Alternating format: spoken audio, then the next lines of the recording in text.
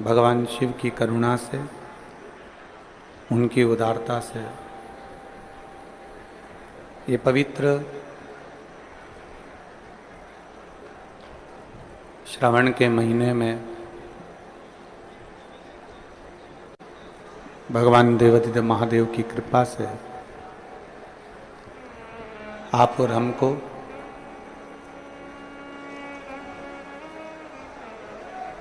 सावन मास श्रावण शिव महापुराण की कथा श्रवण करने का सौभाग्य प्राप्त हुआ है। कथा के मुख्य आयोजक बोलबम सेवा समिति,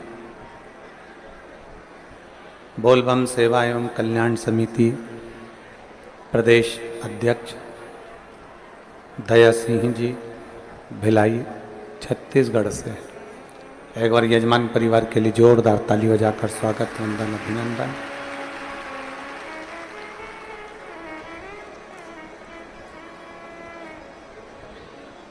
एक ऐसी समिति बोलबम सेवा एवं कल्याण समिति भिलाई छत्तीसगढ़ की, जो 16 वर्ष से लगातार भगवान शिव की पालकी बारात इस भिलाई शहर में नित्य आयोजित करती रही।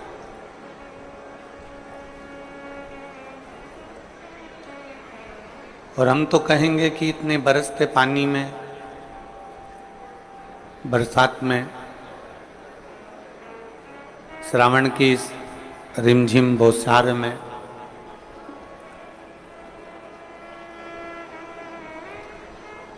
पाँच दिन के अंदर इतनी बड़ी व्यवस्था करना सबसे कठिन काम है, सबसे कठिन। और दया सिंह जी आपको बहुत बहुत धन्यवाद देते हैं। जैसे ही लखनऊ की कथा का मालूम पड़ा कि वहाँ पानी भरा गया है ग्राउंड के अंदर और कथा स्थल में पूरा पानी पानी है, तब सीहोर विटले सेवा समिति के पास में एक लिस्ट रहती है जिसमें ये लिखा होता है कि अगर कोई कथा कैंसिल होती है तो इनके पास में सूचना पहुंचाई जाए। सभी यजमानों के पास सूचना जाती तत्काल वाले, तो सबसे पहला फोन दया सिंह जी के पास में गया। और आपने, हम कहेंगे आप भले पार्षद हो पर इतना बड़ा कार्य तो अच्छे अच्छे मिनिस्टर ना कर पावे, ऐसी प्रभु कृपा आप पर की। दया सिंह बहुत, 5 दिन में इतनी बड़ी व्यवस्था करना बहुत कठिन। बोलो छत्तीसगढ़ वालों, सही है कि गलत है? 5 दिन में इतनी व्यवस्था करना ये बहुत कठिन विषय, बहुत कठिन।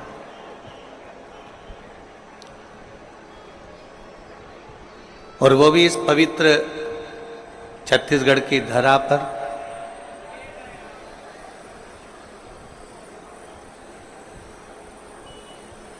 अब देखो ये प्रसंग बड़ा विचित्र है।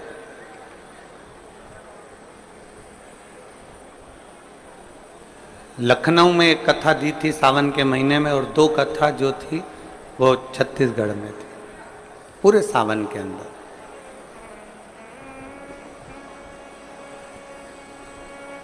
एक बार हम आशीष जी से कह रहे थे कि देखो आशीष,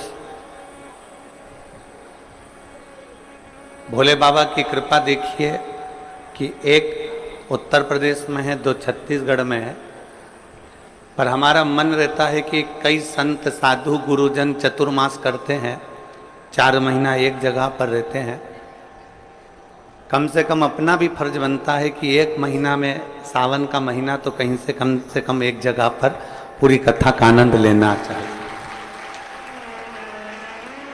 और बोलबम सेवा कल्याण समिति साधुवाद की इसलिए पात्र है क्योंकि इन्होंने सावन की पहली कथा, लोग कहते हैं कि किसी को पानी पिलाओ तो उसको पुण्य मिलता है। हम कहते हैं दया सिंह जी आपको पुण्य बहुत सारा मिल गया, आपने इतने सारों को कथा पिला दी है, बहुत सारा। तो ये एक अलग आनंद, एक अलग सुख, एक अलग आनंद का विषय, जो ये पवित्र कथा का लाभ आप और हमको प्राप्त हो रहा। सावन के महीने की यह प्रथम कथा है।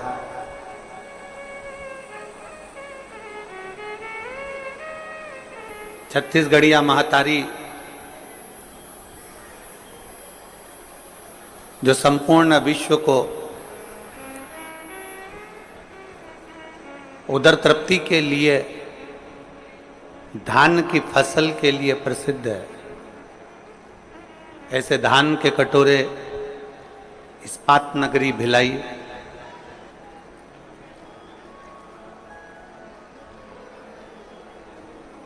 जहां के लोगों को यह मालूम है कि लोहे को भी कैसे पिघलाया जाता है। ये केवल भिलाई के लोगों को मालूम है कि कठोर से कठोर को भी कैसे पिघलाया जा सकता है, ये इस्पात नगरी के लोगों को मालूम है। कठोर से कठोर को भी कैसे पिघलाया जा सकता है, ये केवल इस्पात नगरी का व्यक्ति जानता।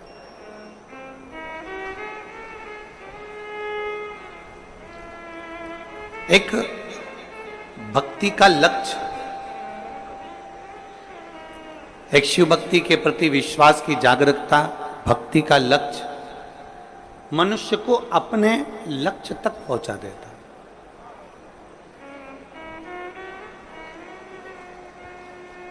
और तेरी कृपा बिना न हिले एक भी अणु, लेते हैं श्वास तेरी कृपा से तनु तनु।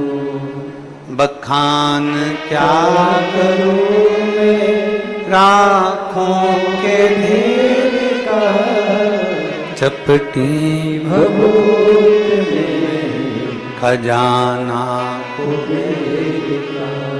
हे गंगाधार मुक्ति द्वार ओंकार तू, भोले ओंकार तू। आयो शरण तिहारी शंभु तार तार। बखान क्या करूं मैं राखों के ढेर का, चपटी भभूत में खजाना कुबेर का। बिना शिव की कृपा के, बिना शंकर की उदारता के, बिना शंकर की करुणा के कुछ प्राप्त नहीं हो सकता।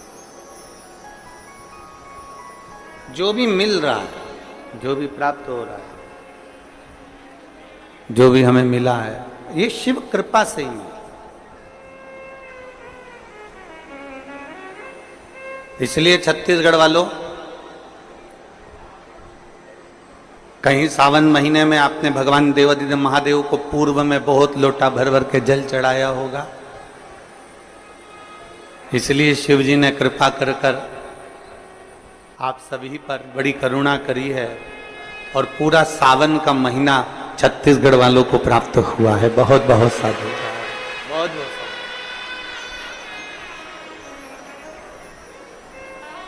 संपूर्ण। अब हमें ध्यान रखना है कि हमें भगवान शंकर की विरल भक्ति को कैसे करना है। हमें शिव को कैसे रिझाना है। बरसते हुए पानी में, कीचड़ में, बारिश में आप लाखों की संख्या में यहां पर पहुंचे हो। पंडालों में जगह नहीं है और पहले दिन की कथा है, छाता लगा लगा कर आप लोग बैठे हुए हो, पर इतना अपने अंदर बिठाकर रखना एक बात को कि हम इतनी दूर से आए हैं, 50 रुपए, 100 रुपए, 200 रुपए, 500 रुपए ऑटो में, डीजल में खर्च कर कर शिव महापुराण की कथा में भिलाई छत्तीसगढ़ की पवित्र भूमि पर पहुंचे हैं। एक बात अपने अंदर उतार के रखना कि हम जब इतना खर्चा कर कर यहां पहुंचे हैं तो शिव जी को, भगवान शंकर को कैसे मना सकते हैं? हम औगढ़दानी भगवान शंकर को किस तरह से अपना बना सकते हैं, वो प्रयास किया जाए।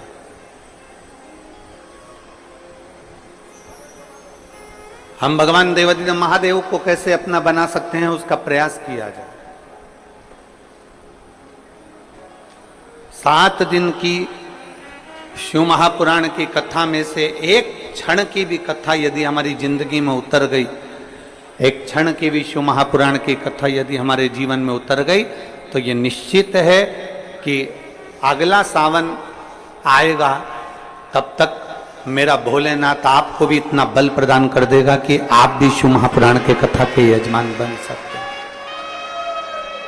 बोल बम का नारा है, सारी समस्या का हल। कहीं शिव भी आप पर इतनी करुणा कर।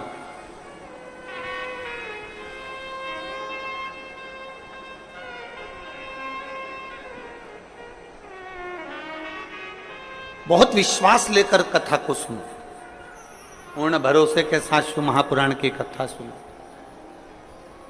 और जितने भरोसे और विश्वास के साथ में कथा सुनोगे उतना भगवान शिव कृपा करेंगे। पहले का जमाना दूसरा था, आज का जमाना दूसरा है। पहले बहुत यज्ञ करना पड़ता था, अनुष्ठान करना पड़ता था, तब करना पड़ता था, साधना करना पड़ती थी, तब भगवान प्रसन्न होते थे, प्रकट होते थे। आज के समय में बहुत यज्ञ करने की जरूरत नहीं, तप करने की जरूरत नहीं, साधना करने की जरूरत नहीं। आज के जमाने में तो केवल भगवान शंकर को एक लोटा जल चढ़ाओ और बम बम भोले बोल दो, मेरा देवादिदेव महादेव तुम्हारे भंडार भरना प्रारंभ कर देता है। इतना सरल है।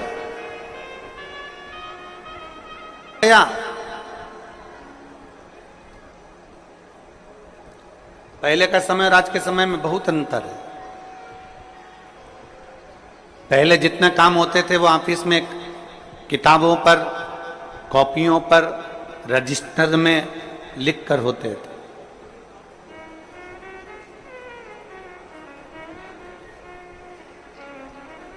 पहले के जितने कार्य होते थे वो सब रजिस्टर पर लिख कर होते थे, कॉपी किताब में लिख कर होते थे। अब धीरे धीरे धीरे धीरे वो काम कम होता चले गया और लैपटॉप पर, कंप्यूटर पर वो सारा काम, वो सारा डाटा उस पर आ गया। अब कॉपियों का काम कम हो गया, अब लिखा पढ़ी का काम कम हो गया और कंप्यूटर का, लैपटॉप का जमाना आ गया। लैपटॉप पर लोग लिखने लगे, कंप्यूटर पर लोग नोट करने लगे और उसको पूरा की पूरा डाटा उतारने लगे। पहले जो काम 2 महीने में होता था, अब वो काम केवल 1 हफ्ते में, 5 दिन में, 3 दिन में, 7 दिन में हो जाता। अब जरा विचार करो, पहले का समय था कि डायरी लेकर चलना पड़ता था, पहले का समय था किताब लेकर चलना पड़ता था, पहले का समय था रजिस्टर लेकर चलना पड़ता था। अब तो लैपटॉप लेकर चलते हैं, पूरा डाटा एक क्लिक करते ही सामने आ जाता है। तो पहले निर्णय लेने में 2 महीना, 3 महीना, 4 महीना, 5 महीना, 6 महीना लग जाता था। आजकल एक क्लिक करो और मालूम पड़ जाता है कि व्यक्ति का जीवन क्या है, व्यक्ति का स्वरूप क्या है, कहां से आया है, कौन है, कैसा है। एक पहले निर्णय लेने में 2-3 महीने लगते थे, आज निर्णय लेने में 2-3 महीने नहीं लगते। केवल लैपटॉप उठाया चेक करा और क्लिक करा। अब पहले का समय इतना लगता था, आज के समय में समय नहीं लगता, तुरंत काम हो जाता है। उसी तरह सतयुग में, त्रेता में, द्वापर में भगवान का जो यज्ञ होता था, अनुष्ठान होता था, हजारों हजारों वर्ष तक लोग तप करते थे, साधना करते थे, भगवान की भक्ति करते थे, हजारों वर्ष तक लोग मौन होकर बैठे रहते थे, हजारों वर्ष तक शरीर पर राख मिट्टी जम जाती थी, बॉबी बन जाती थी शरीर की। इतना तप, इतना यज्ञ, इतना अनुष्ठान करते थे, तब भगवान प्राप्त होता था। पर जैसे आज के जमाने में लैपटॉप एक क्लिक करो और तुम्हारा डाटा सामने आ जाता है, तुमने क्या करा तुम्हारे सम्मुख में आ जाता है, उसी तरह आज के समय में कलिकाल में एक लोटा जल महादेव को चढ़ा दो, सारा डाटा तुम्हारे सामने भगवान शिव की कृपा के रूप में आ जाता है। केवल एक लोटा जल। और अभी सावन में कितना? जम के बोलो जरा, 2 लोटा। पूरे वर्ष 1 लोटा और सावन महीना 2 लोटा जल। क्योंकि चातुर्मास में, सावन के महीने में हमारी भक्ति दुगनी होना चाहिए, हमारा भजन दुगना होना चाहिए, हमारा कीर्तन दुगना होना चाहिए, हमारा मंत्र जाप दुगना होना चाहिए।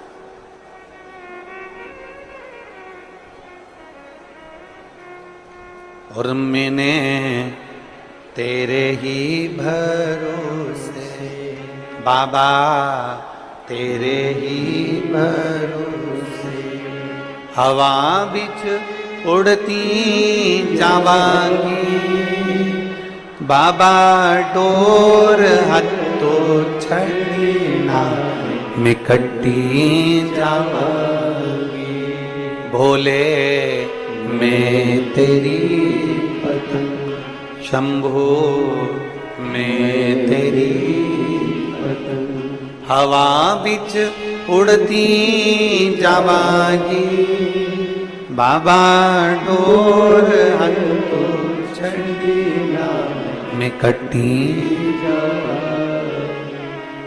अपनी भक्ति को दुगना करिए, अपने विश्वास को दुगना करिए, अपनी दृढ़ता को दुगना करिए। गया जमाना जब किताबों से, डायरियों से, लिखा पढ़ी से काम होता था, आज का जमाना लैपटॉप का है, तुरंत काम होता है। इसलिए भगवान फल भी तुरंत देता है। जैसा कर्म करोगे वैसा फल तुम्हें तुरंत भोगना है, तुरंत।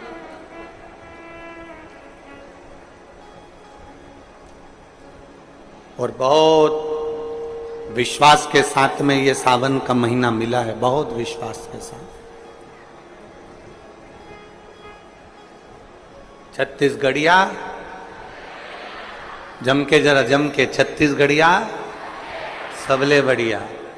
बहुत विश्वास के साथ में ये सावन का महीना मिला है। इस सावन के महीने में जितना जितना शिव की भक्ति कर सकते हो उतनी करो। आस्था चैनल के माध्यम से, फेसबुक यूट्यूब के माध्यम से जितने शिव भक्त भगवान शिव की अविरल भक्ति को सावन के महीने में धारण कर रहे हैं, वो एक विश्वास के साथ,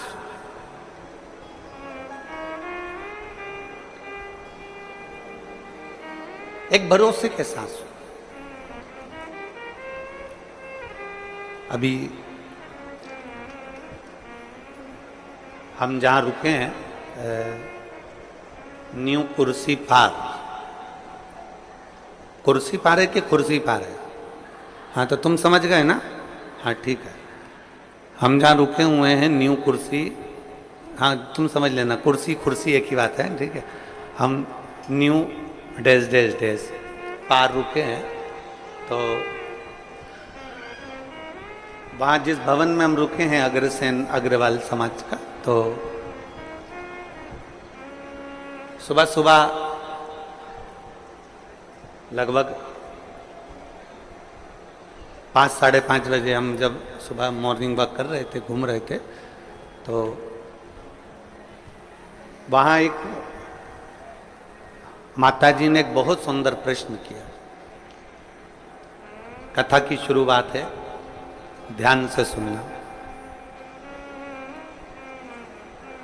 उस माँ ने एक प्रश्न किया कि गुरुजी,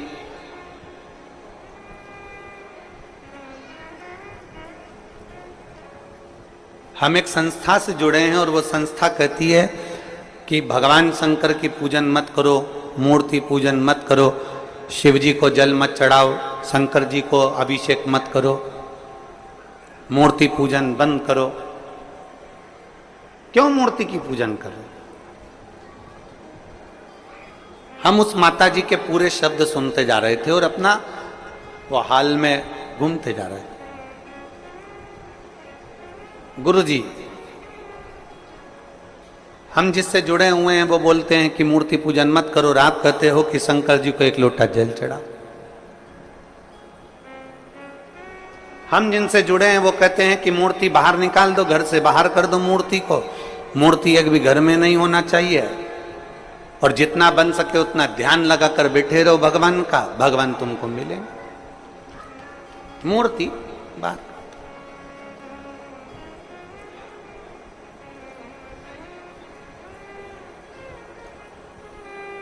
हमने उस मां से कहा, तुम जिस भी संस्था से जुड़े हो हमें उससे मतलब नहीं है। उसने तुमसे कहा कि मूर्ति बाहर कर दो, मूर्ति पूजन मत करो, ध्यान लगा कर बैठे रहो। हमने उस माँ से सुबेरे सुबेरे तो ये बात नहीं कही, क्योंकि उसने जो प्रश्न किया था वो सुबेरे सुबेरे उसका उत्तर देने के लिए हम नहीं दे पा रहे। इतनी सुबह से इस व्यर्थ की बात का क्या वर्णन कर। और अगर वो माँ वो बोल रही थी मैं कथा में आऊंगी कथा सुनने के लिए, तो अगर वो कथा में बैठी हो तो ध्यान लगाना उसको। जो तुमसे कह रहे हैं कि मूर्ति पूजन मत करो, जो तुमसे कहते हैं कि भगवान को बाहर निकाल दो, जो तुमसे कहते हैं कि मूर्ति को बाहर निकाल दो और ध्यान लगा कर बैठो, जितना कर सकते हो उतना ध्यान लगाओ, तो हम निवेदन करेंगे उनसे जाकर कहना कि तुम भी शादी मत करना, बच्चे मत करना, ध्यान लगाकर बैठ जाना कि मेरी लुगाई आई, मेरी पत्नी आई, हमारी शादी हो गई, हमारे 4 बच्चे हो गए, 2 5वीं में पढ़ रहे, 2 6 में पढ़ रहे। बस ऐसा ध्यान लगाकर बैठ जाओ। ध्यान लगाकर बैठने से पत्नी प्राप्त हो जाएगी क्या? जम के बोलो जरा। ध्यान लगाकर बैठने से बच्चे पैदा हो जाएंगे क्या? जम के बोलो जरा। ध्यान लगाकर बैठने से मकान बन जाएगा क्या? नहीं। ध्यान लगाकर बैठने से तुम ध्यान लगा लो, मकान बन गया, 4 मंजिल का बन गया, अटैच लेट बाथ लग गया, पलंग लग गया, सोफा लग गया, तो क्या मकान बन जाएगा? नहीं। उसके लिए तुम्हें ध्यान से हटकर थोड़ी परिश्रम करना पड़ेगा, तब मकान बन पाएगा। थोड़ा परिश्रम करना पड़ेगा तब जाकर कोई कार्य हो पाएगा। थोड़ा परिश्रम करना पड़ेगा तब तुम आगे बढ़ पाओगे। ध्यान रखना, जो कहते हैं कि मूर्ति पूजन मत करो, हम उनसे कहते हैं एक बार मेरे शंकर भगवान पे लोटा भर के जल चढ़ा कर देख, तू खुद अपने आप मूर्ति पूजन में लीन होता चले, अपने आप लीन हो।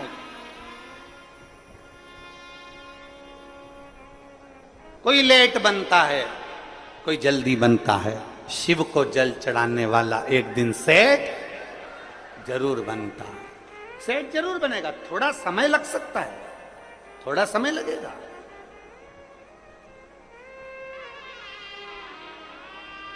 एक पत्र है,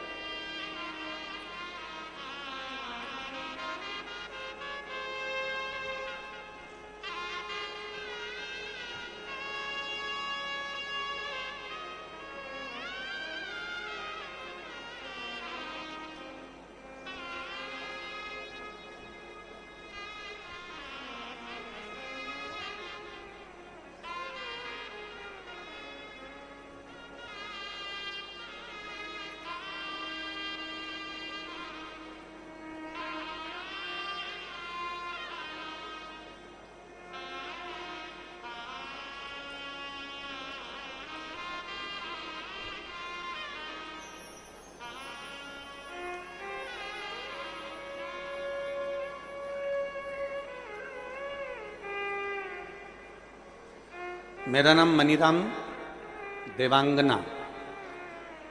कहीं बैठे हैं मनीराम जी देवांगन? कहीं बैठे हो तो हाथ हिलाइएगा। आप ही हैं? ऐसा हाथ हिला दो। आ जाओ, एक बेलपत्र लेकर चले जाना। हाथ हिलाओ एक बार वापिस। आ जाइए। मेरा नाम मनीराम देवांगन है। मैं भाटापारा जिला बालोदा बाजार, भाटापारा छत्तीसगढ़ का निवासी हूँ। मेरा मोबाइल नंबर ये है। एक लोटे जल का मैं क्या वर्णन करूं। मैं कपड़े की फेरी लगाता हूं। साइकिल पे कपड़ा बांधना, ले जाना, बेचना। 1 साल से मेरी कपड़े की फेरी ठीक नहीं चल रही। इतना दुखी हो गया कि भोजन के भी लाले पड़ने लगे। बड़ी मुश्किल से जिंदगी चलने लगी। अब करूं तो करूं क्या। एक दिन मेरे पिताजी ने मुझसे कहा कि तू एक काम कर। वो सियोर वाला महाराज कहता है कि शंकर जी पर अगर 1 लोटा जल चढ़ाओगे, उसको जल चढ़ाने वाला एक ना एक दिन सेठ जरूर बनता है। अब तू फेरी भी लगा, मना नहीं, पर पहले शिव जी को जल चढ़ा। मैंने अपने पिताजी के कहने पर, जो आपकी कथा दिन रात सुनते हैं, उनके कहने पर शंकर जी के मंदिर में जाना प्रारंभ करा। 1 लोटा जल चढ़ाना प्रारंभ करा। गुरुदेव 2-3 महीने तो मेरी फेरी जैसी थी वैसी ही रही, कोई अंतर नहीं आया। आखिरी में मैंने मंदिर जाना छोड़ा तो मेरे पिताजी ने कहा मंदिर मत छोड़। तो शिवजी के मंदिर में जा, झाड़ू पोछा लगा और 1 लोटा जल चढ़ा। अब मैंने मंदिर में सफाई करना प्रारंभ करी और मेरे बाबा का नाम लेकर जो जल शिवजी को चढ़ाता था वही मैं अपने कपड़े पर छींट देता था और कपड़ा लेकर साइकिल पर बांध कर चला जाता। आज मेरे बाबा ने ऐसी कृपा कर दी कि मुझे भी लाखों और करोड़ों में खिला दिया। मैं बाबा को धन्यवाद देने के लिए आया। मैं शिव को धन्यवाद देने के लिए आया। लाइन अच्छी लिखी है, आप और हम सब गुनगुनाते। खाली ना जाता कोई दर से तुम्हारे, खाली दर से तुम्हारे, मैं भी खड़ी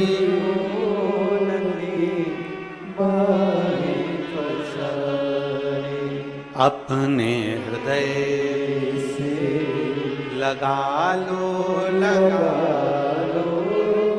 गिरा जा रहा हूँ, उठा लो। भोले अपने दर से अब तो ना टालो, गिरी जा रही हूँ, उठा लो।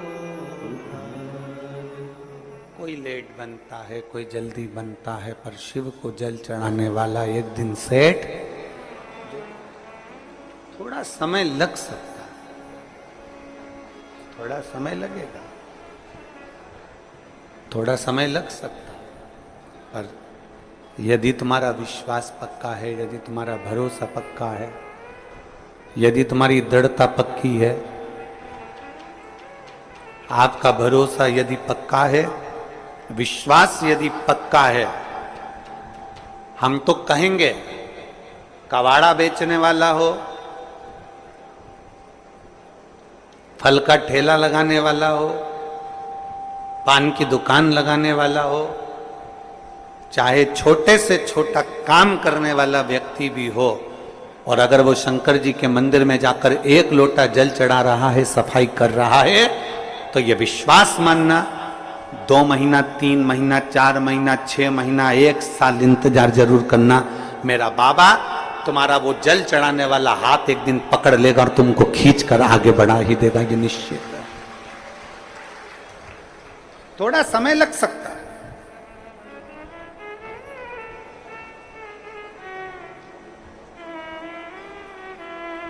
थोड़ा समय लग सकता है, पर मेरा बाबा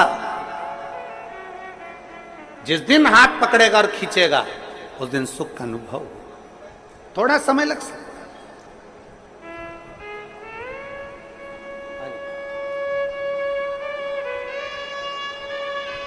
एक विश्वास। साइकिल पे कपड़ा बांध कर बेचने वाले के लिए भी शंकर ऐसी अविरल भक्ति पैदा कर दिया कि उस बच्चे ने लिखा है कि मुझे भंडार भरकर इतना दे दिया मेरे बाबा ने कि मुझे कमी।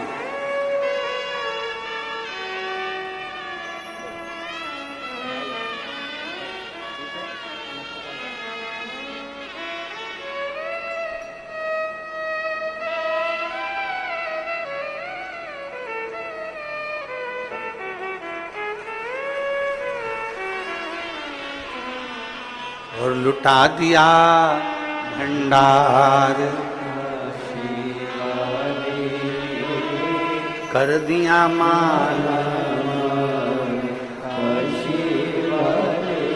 अपने भरोसे को बढ़ाना है हमको, अपने विश्वास को बढ़ाना है हम। सावन के महीने में हमें कुछ नहीं करना, बस इतना ही करना है कि हमारा विश्वास कितना शंकर के प्रति जा सकता है।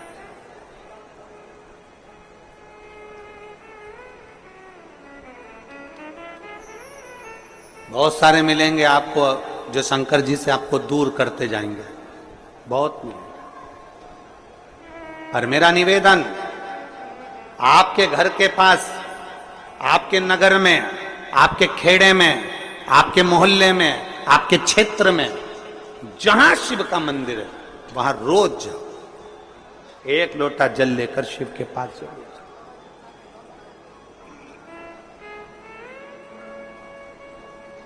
उसके दरवाजे तक जरूर पहुंचो।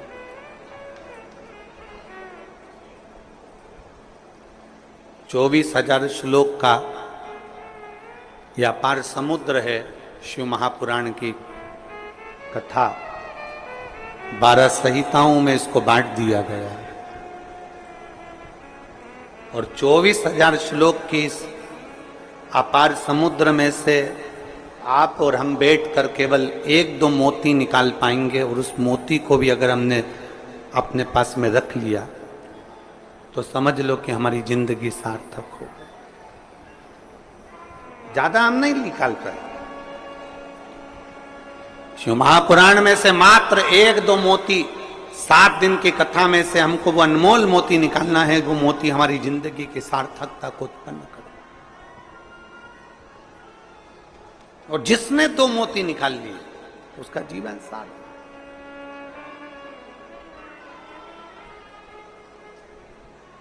हमें ध्यान देना है कि हमारा मन, हमारा चित्त भगवान की ओर स्थिर हुआ कि नहीं। गेहूं पिसवाते हो? अरे बोलो तो जम के तो बोलो। पिसवाते हो? रोटी बनाते हो? खाते हो? गेहूं की पीसने की जो चक्की होती है ना, उसमें 2 पार्ट लगे होते हैं। एक पार्ट फिक्स और दूसरा पार्ट, जम के बोलो, घूमता रहता है। चक्की का जो एक पार्ट होता है वो एकदम फिक्स होता है, एकदम जमा हुआ होता है, और दूसरा पार्ट घूमता रहता है। तब जाकर वो गेहूं चावल पिसाता है। और अगर दोनों पार्ट घूमने लगेंगे तो पिसाएगा क्या? चक्की का एक पार्ट स्थिर है और दूसरा पार्ट घूम रहा है। उसी तरह इस शरीर के भी 2 पार्ट हैं, एक मन, दूसरा ये शरीर। शिव महापुराण की कथा कहती है मन को शंकर के चरणों में स्थिर रख लो और ये शरीर घूमने तो परमात्मा को मिलने में देरी नहीं लग सकती। मन स्थिर रखो। हम मन को स्थिर नहीं रख पाते। हम मन को जिस दिन स्थिर रख लेंगे, हम मन को जिस दिन पकड़ लेंगे, हम जिस दिन मन को अब स्थिरता में लाकर खड़ा कर देंगे, जिस दिन हमने मन की स्थिरता को निश्चित कर दिया, जिस दिन हमने मन को स्थिर कर दिया, फिर ये शरीर कहीं पर भी जाए, ये शरीर कहीं पर भी पहुंचे, अगर मन स्थिर हो गया तो फिर शरीर भी इधर उधर नहीं जा सकता। मन की स्थिरता। किसी किसी घर में बच्चों को इतने अच्छे संस्कार दे दिए जाते हैं, किसी किसी घर में बच्चों को इतना अच्छा ज्ञान दे दिया जाता है कि बच्चा किसी के साथ भी रहे उसका मन कभी बिगड़ता नहीं।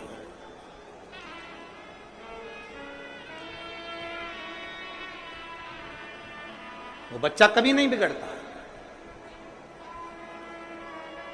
कितनी सुंदर बात कही है।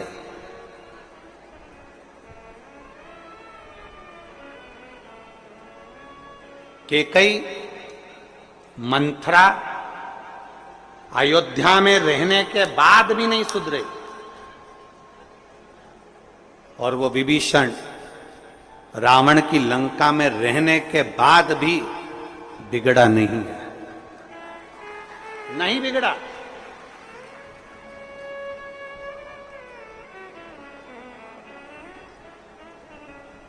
वो लंकापति रावण की लंका में रहने वाला वो विभीषण भगवान की विरल भक्ति में डूबा रहा, और उस मंथरा को इतना समझाया गया, मंथरा को इतना इतना कहा गया, केकई को इतना समझाया गया, माता केकई से इतना इतना कहा गया, पर वो सुधरने को तैयार नहीं, वो संवरने को तैयार। अपने मन को स्थिर बना। आपके बच्चों को बाल्यावस्था में जो संस्कार दिया जाए, वो संस्कार इतना प्रबल होना चाहिए कि हमारे बच्चे, ये उसका शरीर, हमारे बच्चों का शरीर, हमारे बच्चे कहीं पर भी रहें, ये शरीर उसका कहीं पर भी रहे, मित्र कोई भी बने, दोस्त कोई भी बने, कहीं पर भी जाए, कहीं पर भी बैठे, किसी भी होटल में जाए, कहीं पर भी बैठे, पर तुम्हारे घर के संस्कार की मूलता इतनी प्रबल होना चाहिए, तुम्हारे बच्चों का मन इतना स्थिर होना चाहिए कि नहीं, मेरे पापा के संस्कार ऐसे हैं, मेरी मम्मी के संस्कार ऐसे हैं, मेरी महतारी के संस्कार ऐसे हैं, मेरे पिता के संस्कार ऐसे हैं, मैं अपने पिता को धोखा नहीं दे सकता, मैं अपनी माँ को धोखा नहीं दे सकती, मैं गलत जगह पर भटक नहीं सकती, मैं गलत जगह पर जा नहीं सकती। ये हमारे मन की स्थिरता बताती।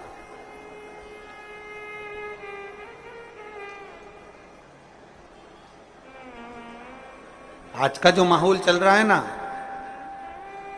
ये मेरी जीजियों और मेरे जितने जीजा बैठे हैं वो भी सावधानी से सुने।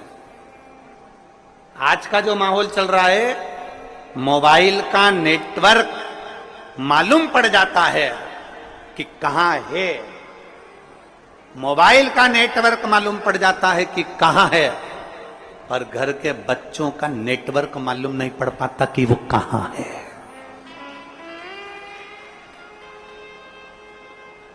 हमारे बेटे का नेटवर्क कहां चल रहा है, हमारी बेटी का नेटवर्क कहां चल रहा है, हमारी बेटा का नेटवर्क कहां तक है, हमारी बेटी का नेटवर्क कहां तक है, हमारे बच्चों का नेटवर्क कहां तक है, किसकी संगत में, कौन दोस्त, कौन सहेली, कहां जा रही है, कहां ले जा रही है, कहां बैठ रही है।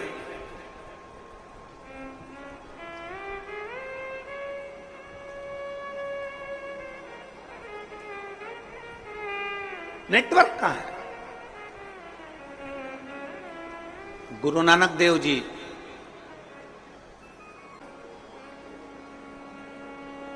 संतों के सिरमौर, गुरु नानक देव जी अपने शिष्य बाले से कहते हैं, बाले, एक व्यक्ति जो कर्म करता है, उस कर्म करने वाले व्यक्ति के ऊपर उस मालिक की दृष्टि हर पल रहती है, हर पल। जैसे आज की भाषा में कहें कि दुनिया के लोग कहीं पर भी रहें, वो सोचते हैं कि हमने जो करा वो परमात्मा ने नहीं देखा, हमने जो किया वो भगवान ने नहीं देखा। हम पुण्य करते हैं तो सारी दुनिया में डोंडी पीट देते हैं, और हम पाप करते हैं तो किसी से नहीं कहते, छुपा लेते हैं, उसको लगता है कि मैंने किसी से नहीं कहा। गुरु नानक देव जी कहते हैं, बाले, हमारे एक एक कर्म पर हमारे ईश्वर की, उस परमात्मा की दृष्टि हमेशा रहती। मोबाइल का नेटवर्क मालूम पड़ सकता है कि कहां है, और आज के बच्चों का नेटवर्क मालूम नहीं पड़ पाता कि बच्चे कहां, किससे बात कर रहे हैं, मोबाइल में किससे चैटिंग कर रहे हैं, किससे बात की जा रही है, कौन है, कौन सहेली है, कौन दोस्त है, कौन व्यक्ति कैसा है, उसको नहीं मालूम पड़ता। मोबाइल का नेटवर्क मालूम पड़ जाएगा, पर बच्चों का नेटवर्क नहीं मालूम पड़ पाता। इसलिए निवेदन आप सबसे, शिव महापुराण कथा के माध्यम से जितने मेरे विश्व के पूरे संपूर्ण विश्व में बैठे हुए श्रोता भाई बहन जो शिव महापुराण की कथा को सुन रहे हैं, उनसे निवेदन है, सावन के महीने में अपने बच्चों के हाथ में एक लोटा जल पकड़ाओ और उसको भी शिवालय तक भेजो, जिससे उसका मन स्थिर होगा। शरीर भले घूमता जाए पर मन की स्थिरता बनना चाहिए। शरीर भले घूमे पर मन की स्थिरता हो। स्थिर। मकान किसने बनाया? तुमने मेहनत कर कर। घर बनाया तुमने मेहनत कर कर, एक एक रुपया जोड़कर तुमने महल बनाया, नगर बसाया, मकान बनाया, घर बनाया, परिवार बनाया, पत्नी का half set, full set, sofa set, सब कुछ घर में लाकर दिया, डिनर सेट सब कुछ दिया। उसके बाद भी मनुष्य अगर घर में अपसेट रहे तो ऐसे सेट का कोई मतलब नहीं। उसके बाद भी अगर अपसेट हो तो उसका कोई मतलब नहीं।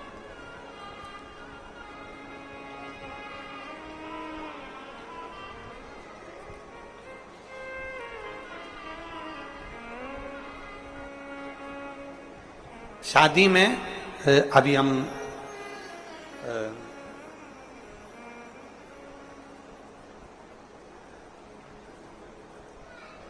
बीच में कथा थी एक महाराष्ट्र में, तो हम एक शादी में गए।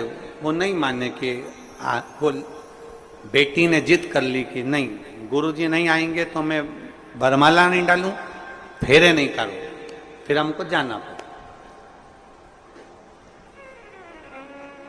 अब वो बेटी ऐसा हाथ करी, हमने उसके हाथ में श्रीफल वगैरह दिया, तो उसके हाथ में नाम लिखा हुआ था। तो हमने बेटी से पूछा, क्यों रही ये हाथ में नाम किसका लिखा है? तो बेटी ने कहा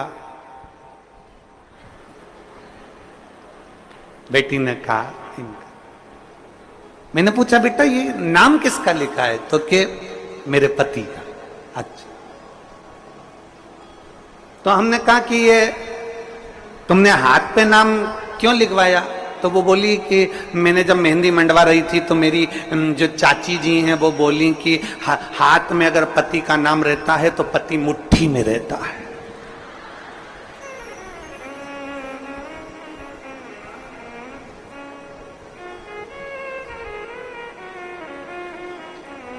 तो फिर हमने कहा, बेटा फिर तो पति की जगह सास का लिखाना था, फिर पति का क्यों? अगर हाथ पे नाम लिखने से पति मुट्ठी में आ जाए तो सास का नाम लिखाती कि सास मेरी मुट्ठी में हो जाए। देख, हमने उस बेटी से कहा, देख संसार में किसी को मुट्ठी में करने का प्रयास मत करो। प्रयास करो कि मेरे हाथ से सब छूटे रहें और मेरा महादेव मेरे हाथ में पकड़ा रहे, बस इससे ज्यादा कुछ। मेरा देव अधिदेव महादेव मेरे हाथ से पकड़ा। हम संसार के लोगों को अपना बनाने का प्रयास कर रहे हैं, हम संसार के लोगों को अपना जोड़ने का प्रयास कर रहे हैं। हम संसार के लोगों को ये विचार करते हैं ये परिवार, नाते, रिश्ते, कुटुंब, कबीले सब मेरे बनते चले जाएं। शिव पुराण कहती है हम जितना जितना संसार के लोगों को अपना बनाने का प्रयास करेंगे ये हमसे दूर हटते चले जाते हैं। इसलिए प्रयास ये करो कि हमारा शिव, हमारा शंकर, हमारा ओघड़दानी, मेरा देव अधिदेव महादेव, मेरा शंभु, मेरा त्रिकालदर्शी, मेरा शिव हमारा बन जाए। बाकी की दुनिया भले जाए तो जाए। और शंभु शरणे पड़ी मांगू घड़ी रे, दुख काटो दया करीन दर्शन। शंभु शरणे पड़ी मांगू घड़ी रे, दुख काटो दया करीन दर्शन। हम शिव को अपना बना, हम शंकर को अपना बना।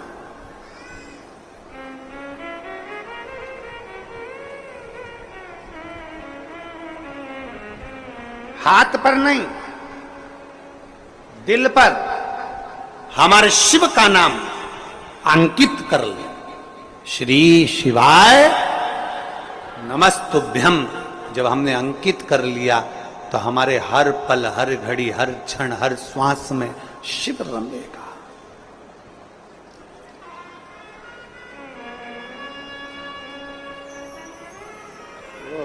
कावड़ देना।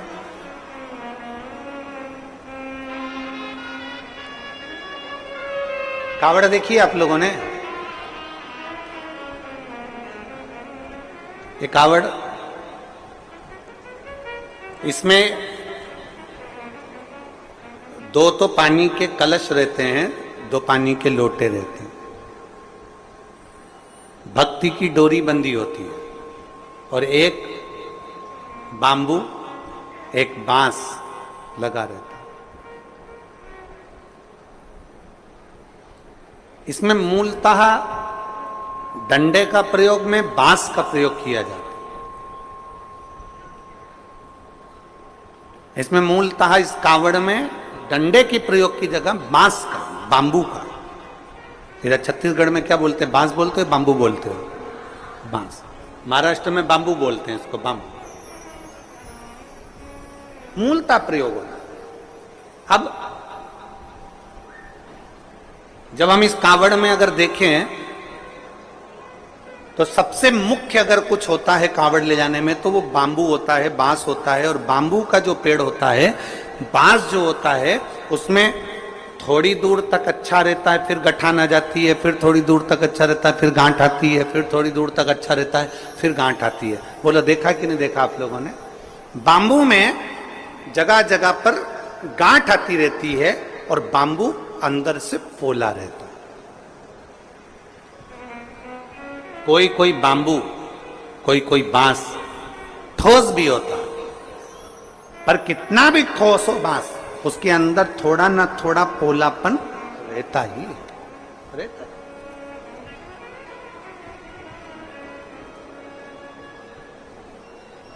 शादी में, विवाह में, जन्म में,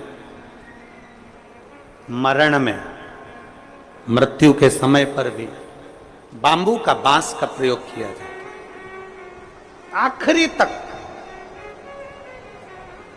और कांवड़ चढ़ाने के लिए भी जिस बांस को पकड़ा जाता है, जिस बांबू को पकड़ा जाता है, जिसमें दो कलश बंधे होते हैं, उसको हम पूरे समय अपने हाथ में, कंधे पर, दोनों कंधे पर किसी भी तरह से उसको लेकर सावन के महीने में शंकर जी के पास जाते। उसका कारण क्या है?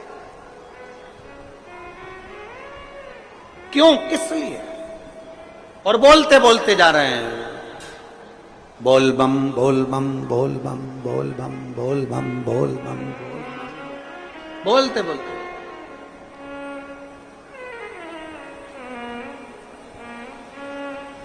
एक श्रीमद् भागवत कथा सुनी आप लोगों ने? जम के बोलो जरा, जम के। सबने सुनी है भागवत जी? भागवत जी में एक प्रसंग आता है कि धुंधकारी बांबू के अंदर, बांस के अंदर जाकर बैठ जाता है। 7 दिन की कथा होती है। 7 दिन में धुंधकारी फिर वो बांस के 7 गांठों में से बाहर निकल जाता है और उसकी मुक्ति हो जाती है, उसका मोक्ष हो जाता है।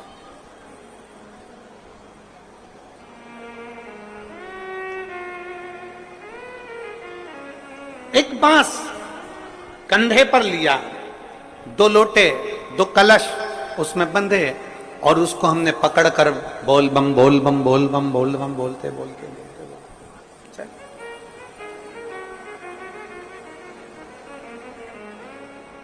आखिरी में हम जो बांबू पकड़े हैं, जो बांस पकड़े हैं, वो बांस की महत्वता सावन के महीने में क्यों हो जाती है? क्यों कावड़ बांबू पर ही बांध कर ली जाती है? उसका कारण क्या है? उसका केवल एक कारण है, हे देवाधिदेव महादेव, इस बांबू में गांठें हैं। और सरलता में जाइए, देखो, बहुत बहुत सरलता में जाइएगा। हमारे भारत की भूमि के जो जगत गुरु शंकराचार्य जी हैं, वो भी अपने हाथ में दंड रखते हैं, वो भी बांबू। वो भी बांबू का, वो भी बांस का।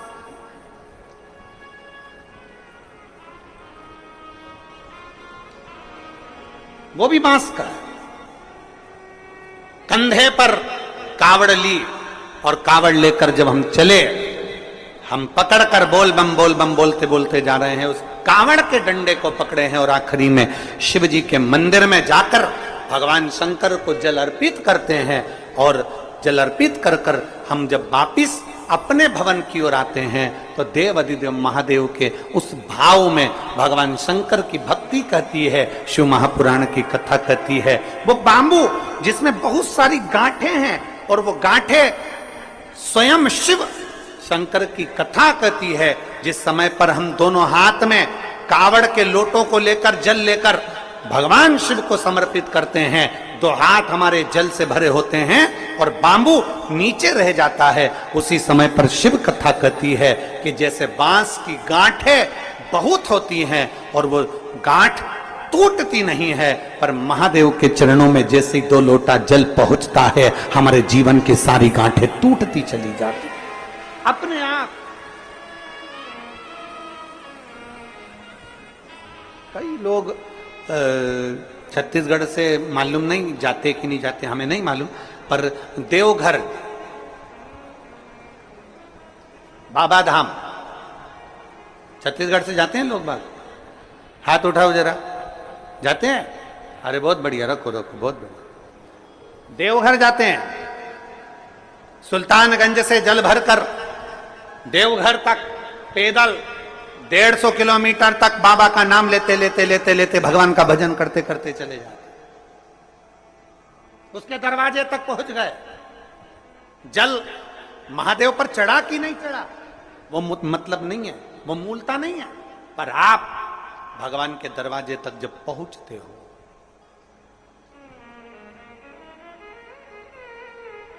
आप भगवान के द्वार तक जब पहुंचते हो तो भगवान उसको स्वीकार करते हैं।